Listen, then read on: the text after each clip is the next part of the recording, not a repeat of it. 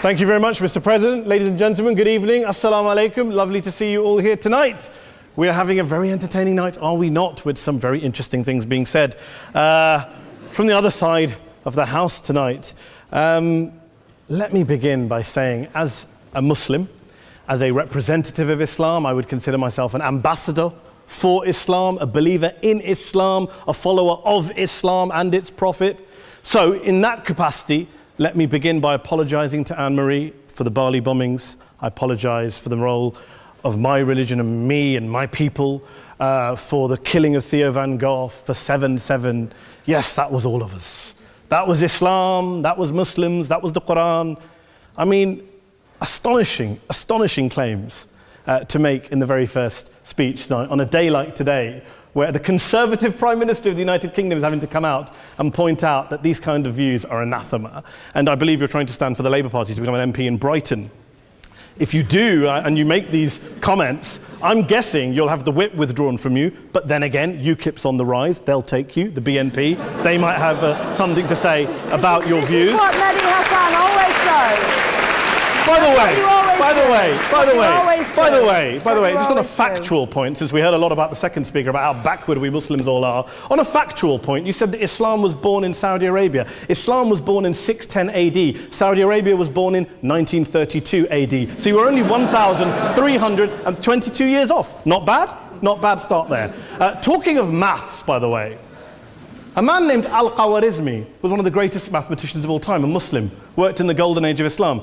He's the guy who came up with not just algebra, but algorithms. Without algorithms, you wouldn't have laptops. Without laptops, Daniel Johnson tonight wouldn't have been able to print out his speech in which he came to berate us Muslims for holding back the advance and intellectual achievements of the West, which all happened without any contribution from anyone else other than the Judeo-Christian people of Europe. In fact, Daniel David Levering, the author of the Pulitzer Prize-winning historian and author of The Golden Crucible, points out that there would be no Renaissance, there would be no Reformation in Europe without the role played by Ibn Sina and Ibn Rushd and some of the great Muslim theologians, philosophers, scientists in bringing Greek texts to Europe.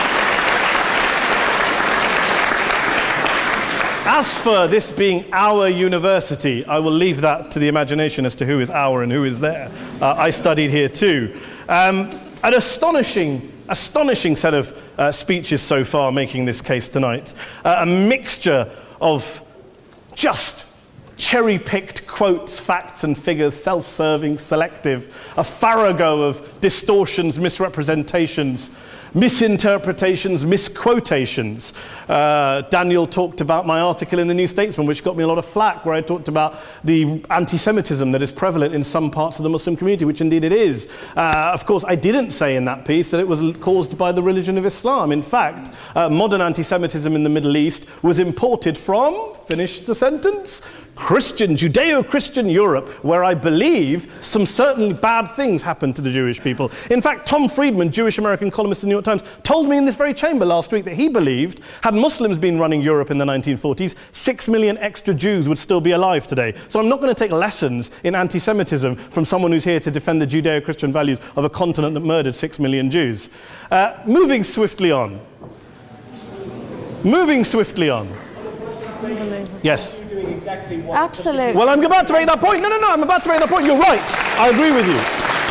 I agree with you 110%. That is my point. I don't think Europe is evil or bad. I'm a very proud European. I don't want to judge Europe on that basis, but if we're going to play this gutter game where we pull out the Bali bombing and we pull out examples of anti-Semitism in the Islamic community, then of course I'm going to come back and say, well, hold on. I mean, look, let's be very clear. Daniel here was a last-minute replacement for Douglas Murray, who had to pull out. And Douglas and I have a well-documented differences, but to be fair to Douglas, as to be fair to Anne-Marie and to Peter, atheists.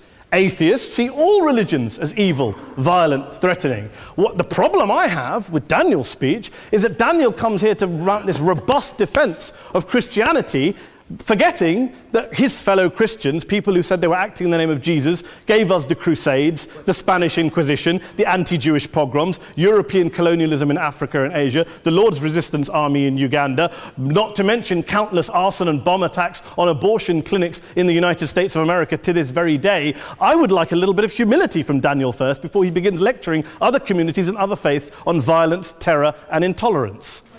But, no thank you. Some water. But I would say this, to address the gentleman's very valid point here, I'm not going to play that game. I don't actually believe that Christianity is a religion of violence and hate because of what the LRA does in Uganda or what Crusaders did to Jews and Muslims in Jerusalem when they took back the city in the 12th or 13th or whatever century it was.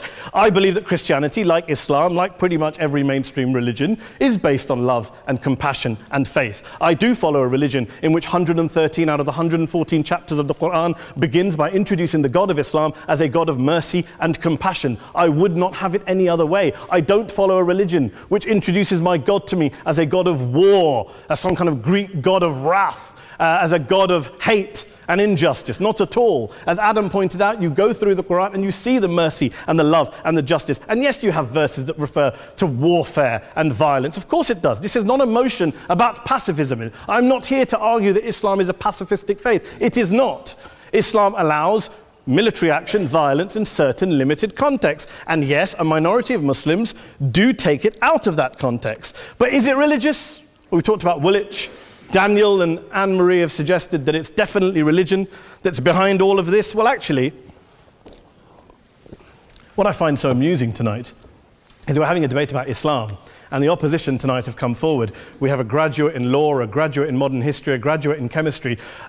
And, you know, I admire all of their intellects and their abilities, but we don't have anyone who's actually an expert on Islam, a scholar of Islam, a historian of Islam, a speaker of Arabic, even a terrorism expert or a security expert or a pollster, let alone to talk about what Muslims believe or think. Instead, we have people coming here, putting forward these views, putting forward these sweeping opinions. Listen to Professor Robert Pape of the University of Chicago, one of America's leading terrorism experts, who, unlike our esteemed opposition tonight, studied every single case of suicide terrorism between 1980 and 2005, 315 cases in total. And he concluded, and I quote, "There is little connection between suicide terrorism and Islamic fundamentalism or any of the world's religions. Rather, what nearly all suicide terrorist attacks have in common is a specific secular and strategic goal to compel modern democracies to withdraw military forces from territory that the terrorists consider to be their homeland." And the irony is, when we talk about terrorism, the irony is that the opposition and the Muslim terrorists, the Al-Qaeda types, actually have one thing in common, because they both believe that Islam is a warlike, violent religion. They both agree on that. They have everything in common. Osama bin Laden would be nodding along to everything he's heard tonight from the opposition side. He agrees with them. The problem is that mainstream Muslims don't. The majority of Muslims around the world don't. In fact, a gentleman here started quoting all sorts of polls. Gallup carried out the biggest poll of Muslims around the world, of 50,000 Muslims in 35 countries. 93% of Muslims rejected 9/11 and suicide attacks. And of the 7% who didn't, they all, when polled and focus grouped, cited political reasons for their support for violence, not religious reasons.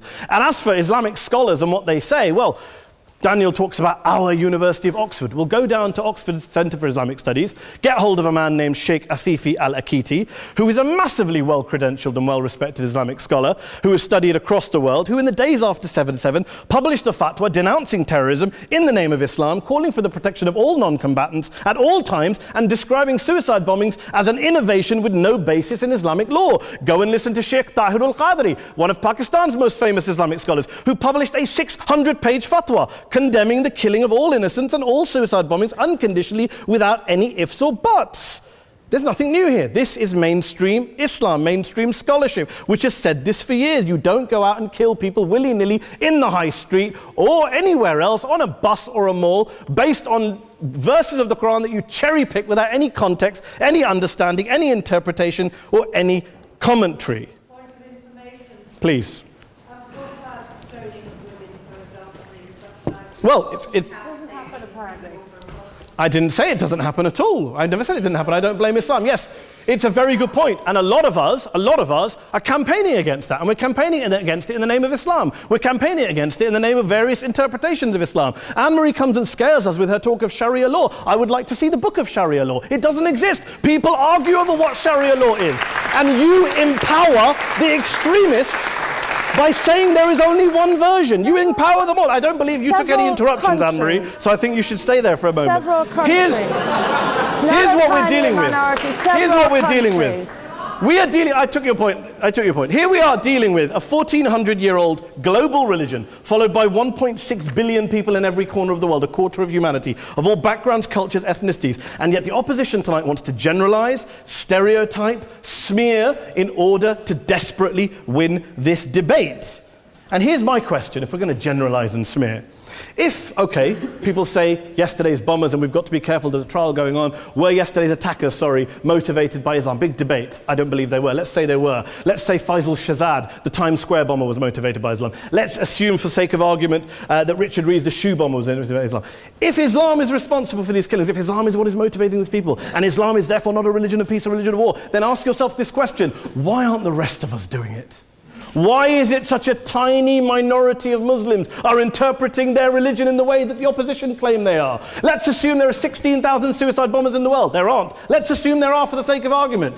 That's 0.001% of the Muslim population globally. What about the other 99.99% of Muslims who the opposition tonight either ignore or smear? The reality is that the rest of us aren't blowing ourselves up tonight. The reality is that the opposition came here tonight not worried about the fact that me and Adam might pull open our jackets and blow ourselves up tonight because we're followers of a warlike warrior religion which wants to take over Europe and Daniel's university.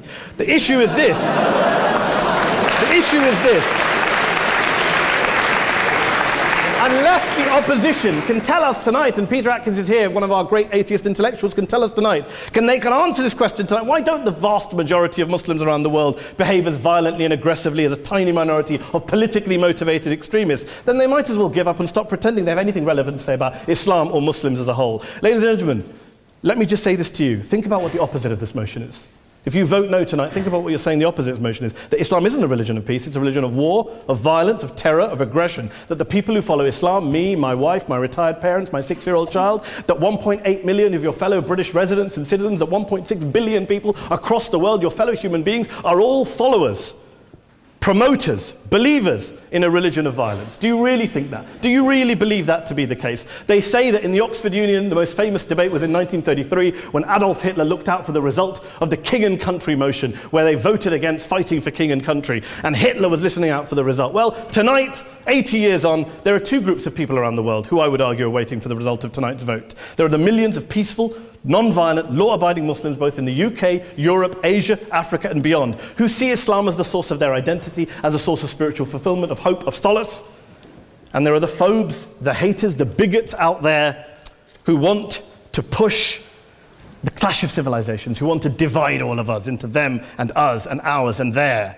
Ladies and gentlemen, I urge you all not to fuel the arguments of the phobes and bigots. Don't legitimize their divisions. Don't legitimize their hate. Trust those Muslims who you know, who you've met, who you hear, who don't believe in violence, who do want you to hear the peaceful message of the Quran as they believe it to be taught to the majority of Muslims, the Islam of peace and compassion and mercy, the Islam of the Quran, not of Al-Qaeda. Ladies and gentlemen, I beg to propose this motion to the House. I urge you to vote yes tonight. Thank you very much for your time.